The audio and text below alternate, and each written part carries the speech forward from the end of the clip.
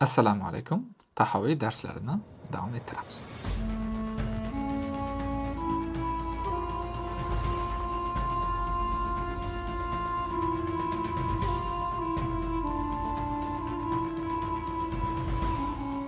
Demak, biz o'tgan suhbatimizda Robbil Olamin Alloh subhanahu va taolo bilan bo'ladigan odobimiz, chegaramizni bilib oldik. Inshaalloh bugungi darsimizda Alloh subhanahu va taoloning ilm sifati haqida gaplashamiz. Imom Abu Ja'far at-Tahoviy rahmatulloh alayh aytadilar: "Muhitun bi kulli shay'in va fawqahu wa qad a'jaza 'anil ihatati khalqahu." Alloh subhanahu va taolo barcha narsalarni ikir-chikirigacha bilguvchi, xabardor bo'lgan zotdir. Lekin o'zini yaratganlarini o'zini komil bilishlikdan ojiz qilgan zotdir. Tahoviy Hazrat nima demoqchilar? Demak, Alloh subhanahu va taolo bizni, sizni predmet olami, fauna, flora, jonzotlar, o'simliklar olami, barcha narsani ikir-chikirigacha, detallarigacha biladi. Lekin buni teskarisicha, aksicha bandalar ham uni kamoli ravishda biladimi desa yo'q. Bandalarni o'zini mutlaq tanib, detallarigacha bilishlikdan nima qildi? Ojiz qilib qo'ydi. Buni o'tgan suhbatimizda ham gaplashdik. Banda Alloh taoloni faqat o'zi bildirgan narsasinigina bildira oladi. O'zicha bir boshqa narsani bila olmaydi. Haligi aytganimiz bir teshikcha ortidan qaroliydi, xolos. Demak, Alloh subhanahu va taolo bizni o'tmishimizni ham, kelajagimizni ham, yo'qlik paytimizni ham, borlik paytimizni ham biladi. Qalbimizda o'tayotgan narsalarni ham biladi. O'tadigan narsalarni ham biladi. Ya'lamu ma fis samawati val ardi va ya'lam ma tusirruna va ma tu'linun. Alloh subhanahu va taolo osmonlarda nima bor, yerda nima bor, nima bo'ladi, nima bo'lgan, nima bo'lyapti va sizlar yashirgan narsangizni ham, qalbingizdagi oshkora qilgan narsalaringizni ham barchasini bilguvchi zotdir deydi Tag'obun surasida. Boshqa bir surada va indahu mafatihul g'aybi la ya'lamuha illa hu va ya'lamu ma fil barri wal bahr va ma tasqutu min waraqatin illa ya'lamuha va la habatin fi zulmatil ardi va la ratbin va la yabisin illa fi kitabin mubin. Alloh subhanahu va taoloning izmidadir g'ayblarning kaliti. G'ayblar emas, g'ayblarning kaliti Alloh subhanahu va taolodadir. Inshaalloh bir gaplashamiz. G'ayb nima? G'aybning kaliti nima? G'ayb bor, g'aybning kaliti bor. G'ayblarning kaliti u zotdadir. G'ayb degani bizga ko'rinmaydigan, bizning his a'zolarimiz doirasida bo'lmagan narsalar, bilimlar, ilmlar. Misol uchun biz kitob orqali bilamiz, ko'rib bilamiz, ustozlardan ko'rib bilamiz, boshqa. To'g'rimi? Lekin hech kim bilmaydigan moziyda bo'lgan ish bilamizmi? Bir ish bo'lgan, hech kim bilmaydi. Yo'q, bo'ldi. Inqata anil xalqi xabaruhu. Insonlardan ma'lumot uzildi. Yoki kelajakda bo'ladigan narsalar. Yo'q, bilmaymiz. Yoki qayerdadir nimadir bo'lyapti, hozir ham kimdir biladi-yu bilmaydi. Uni ham bilmaymiz. Lekin Alloh subhanahu va taolo esa uni ham biladi. G'ayb ana shu. Va quruqlikda nima bo'lyapti? Dengiz ostida nima bo'lyapti? Minglab kilometr dengiz ostida bir baliq, u yerdan bu yerga ko'chib qo'ysa ham Alloh taoloning ilmi bilan. Va ma tasqut min waraqatin illa ya'lamuha. Daraxtdan bir barg yerga tushsa ham uni ham biladi. Qachon tushadi? Qanday tushadi? Tushgandan keyin nima bo'ladi? Qachon yangi barg chiqadi? Uni ham biladi. Va la habatin fi zulmatil ardi va la ratbi va la yabis. Qayerdadir dalani ichida, Makka johori bedazorni yoki ichida, qayerdadir bitta don tushib qolgan bo'lsa, hozir undan ham xabari bor u zot.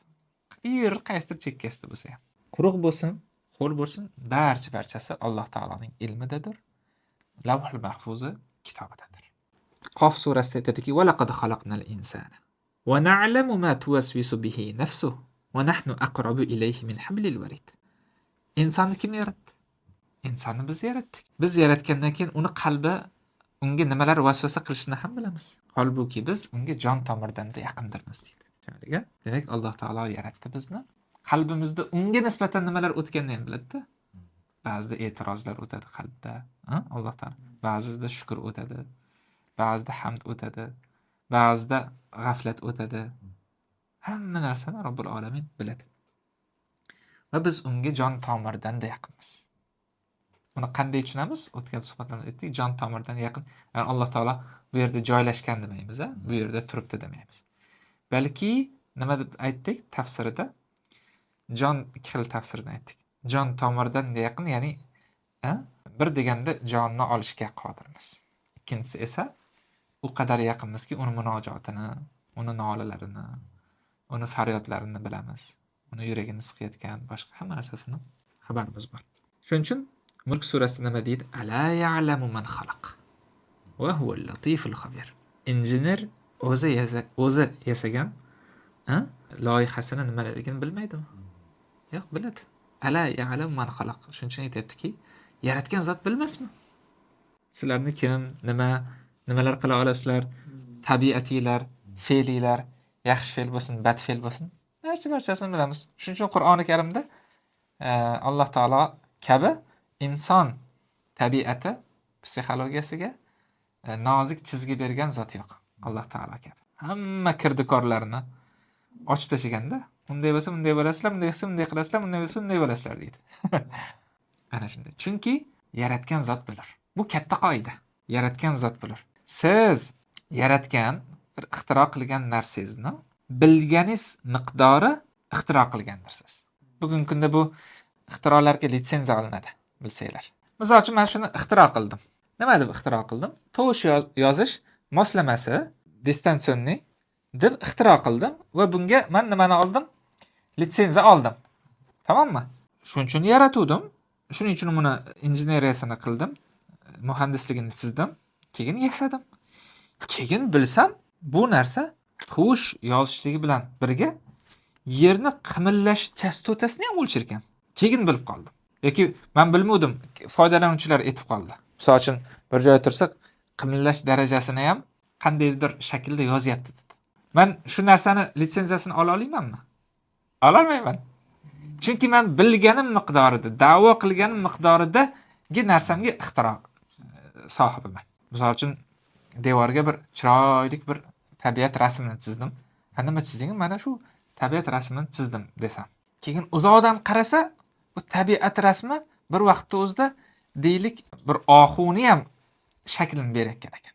Yo'q, tamomda uzoqdan berayotgan, lekin men uni qasd qilmaganman. Men uni bilmaganman ham. Chunki u meniki emas.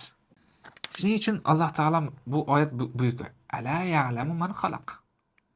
Yaratgan zot bilmasmi? Yaratgan zot bir narsani yaratar ekan, albatta uni biladi.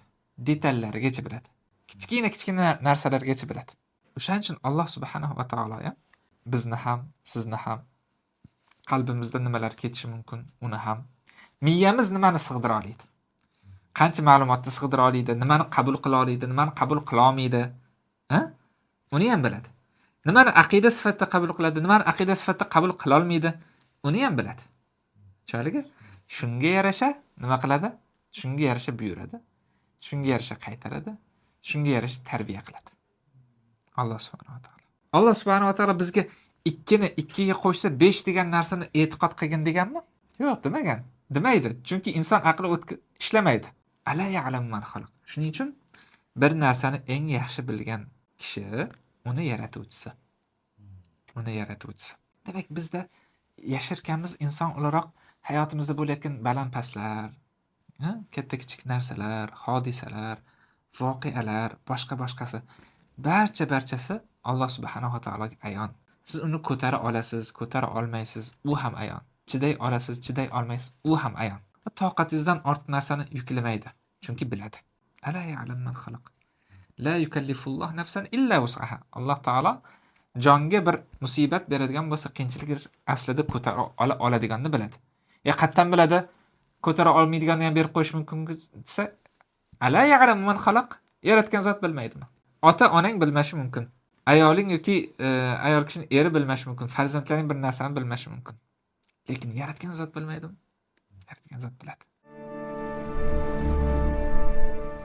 Alloh subhanahu va taolo mutlaq barcha narsani bilguvchi zot. Faqat bir masala tug'iladi. Alloh taoloni bilishligi, Alloh subhanahu va taoloni Lavhul Mahfuzda bir narsani yozib qo'yganligi, yozib qo'ygan. Unda men u ishni qilishga majbur ekanman degan aqidaviy savol. Juda ham muhim, daqiq savol. Alloh subhanahu va taolo bir narsani oldindan bilishligi, misol uchun men Azizbekni hozir chiqib akademiyaga yoki oshxonaga yoki masjidga borishligini bilsam faqat.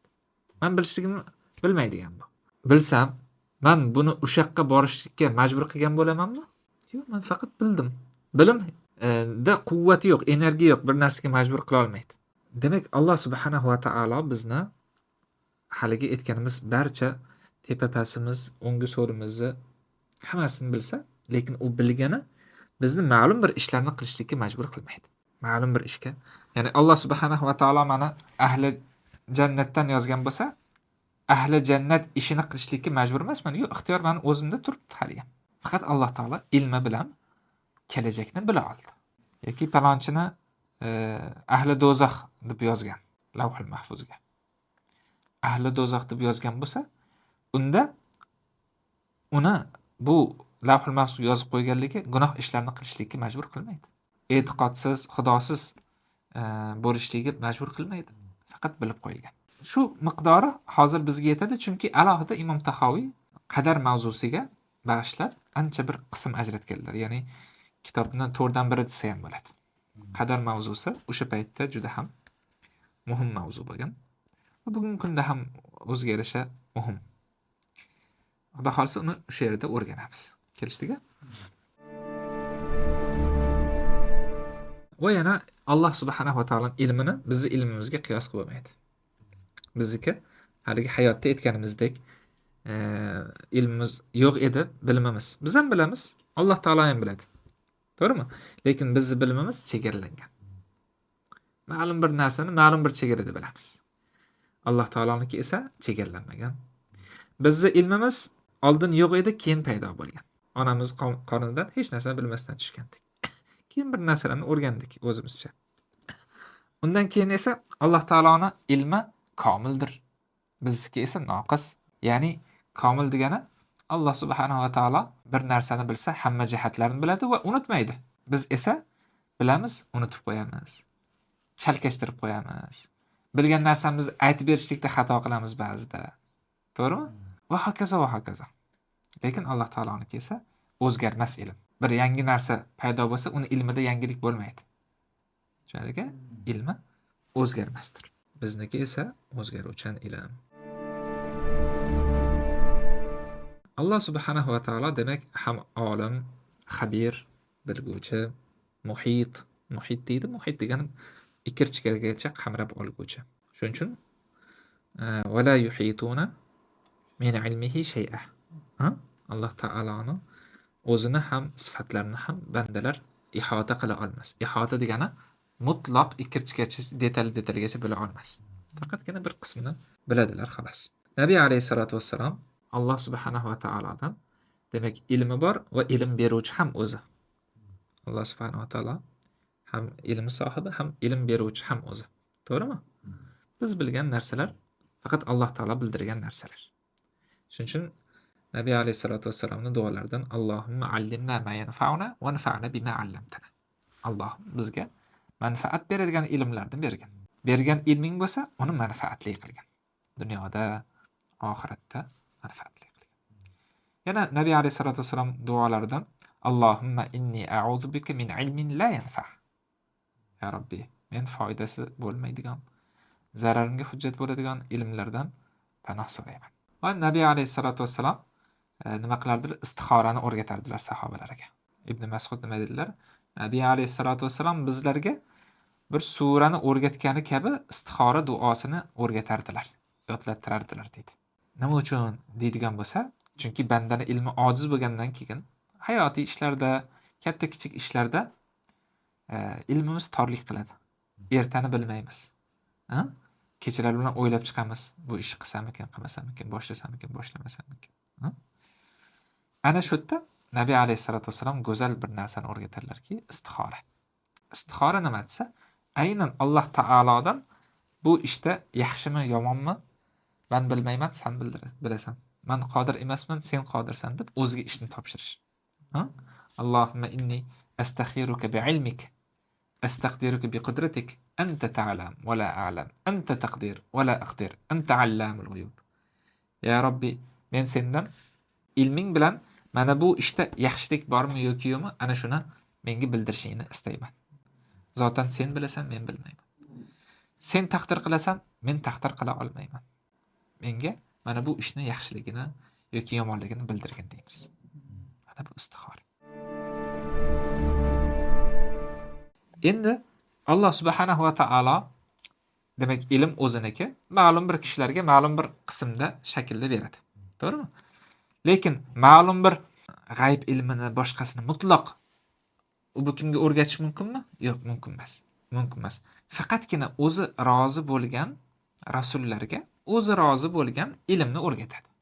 G'aybdan bo'lsin, boshqa bo'lsin, payg'ambarlarga asosan. Shunga illa man irtado min rasul deydi. Faqat rozi bo'lgan rasullariga ba'zi g'ayb ilmidan ba'zi narsalarni ochib berishi mumkin. Nabiy alayhisolatu vassalom Alloh bildirgancha g'aybni bilardilar. Alloh bildirgancha bizga oxirat xabarini berardilar. Jannat bunday, do'zax bunday, qiyomatda bunday bo'ladi. Alloh subhanahu va taolo bundaydir. Bu mutlaq Quraysh qabilasiga, madaniyatiga, maorifiga zid bo'lgan yoki mutlaq xabari bo'lmagan payg'ambarlar qissasini aytib berardilar. Yusuf bilan bunday bo'ldi, Muso bilan bunday bo'lgan, Ibrohim bilan bunday bo'lgan. Tushunyapsizmi?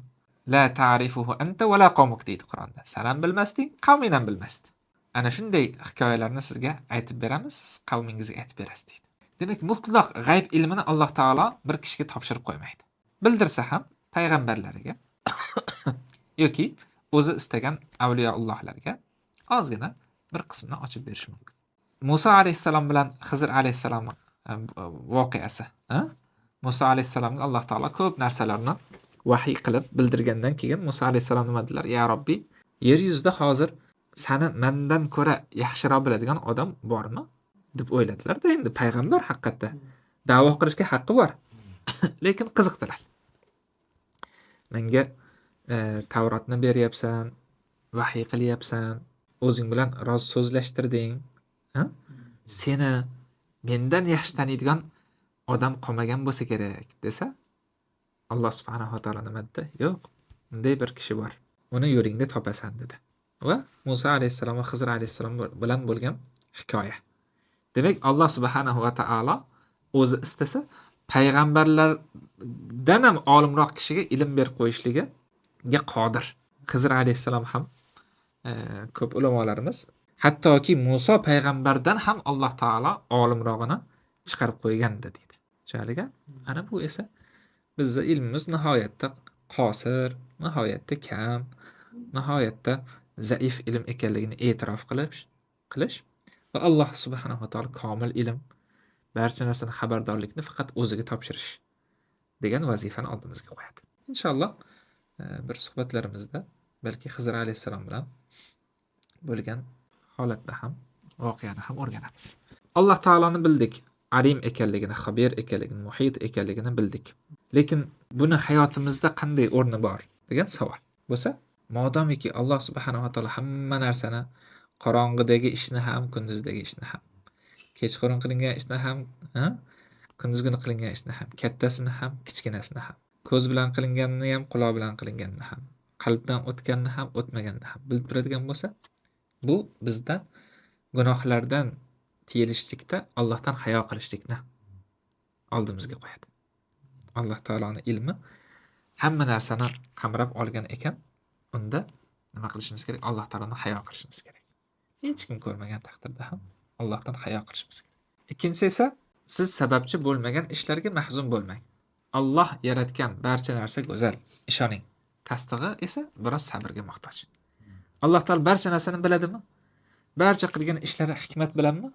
Siz sababchi bo'lmagan ishlar, Alloh taolo qadar qilgan ishlarga rozi bo'ling. Chunki u juda yaxshi biladi. Nimani qayerga qo'yish, nimani qanday qilishni. Shuningdek Allohga topshiring. Sizni chegarangizda sizni qiladigan ishingiz emasmi? Alloh qadar qilgan ishmi? Unga endi ko'p bosh qotirmang. Va Alloh subhanahu va taolo haqida husn zonda bo'ling. Albatta bu yaxshilikka. Amallarimizda ixlos qilamiz. Boshqani ko'rishi, boshqani eshitishi uchun emas.